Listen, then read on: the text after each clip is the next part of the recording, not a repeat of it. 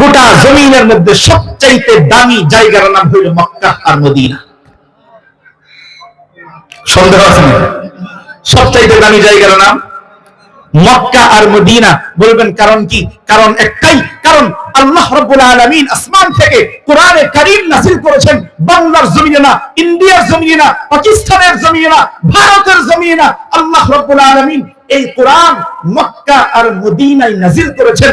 এই কোরআনের স্পর্শ পেয়ে গোটা জমিনের মধ্যে এই মক্কা আর মদিনা রাজত্ব কায়েম করেছে।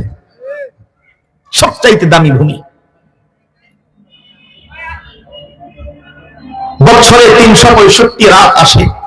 365 রাত, 365 রাতের মধ্যে সবচাইতে রাজা যেই রাত, দামি যেই রাত, ওই রাতের নাম হইল লাইলাতুল কদর, শবে কদর। কেন দামি হইল? দামি হওয়ার কারণ একটা, কারণ আল্লাহ রাব্বুল আলামিন বলেন ইন্না আনজালনাহু ফি লাইলাতিল কদর।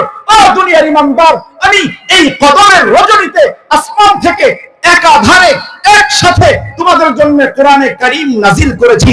যেহেতু এই রাতে কোরআন নাযিল হয়েছে, এই কোরআনের বরকতে, কোরআনের ছোঁয়ায় আল্লাহ রাব্বুল আলামিন শবে কদরকে শ্রেষ্ঠ রাত হিসেবে ঘোষণা করেছেন। বছরে মাস কয়টা? কথা বলেন, মাস কয়টা?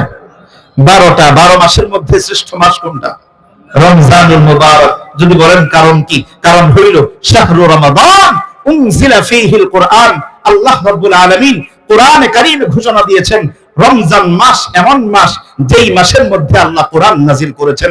যেহেতু এই মাসে কোরআন নাযিল হয়েছে, এই কোরআনের বরকতে আল্লাহ রাব্বুল আলামিন এই মাসকে পৃথিবীর শ্রেষ্ঠ মাস হিসেবে কোরআনে কারীমের মধ্যে ঘোষণা দিয়ে দিয়েছেন। বলি সুবহানাল্লাহ। কোরআনের ছোঁয়া যার গায়ে লাগে সেই দামি হয়ে যায়। কোরআনের স্পর্শ যার গায়ে লাগে সেই শ্রেষ্ঠ হয়ে যায়। কোরআনের স্পর্শ যার গায়ে লাগে তাকেই আল্লাহ তাআলা গোটা জগতের মধ্যে সবচাইতে বিখ্যাত হিসেবে ঘোষণা করে দেন।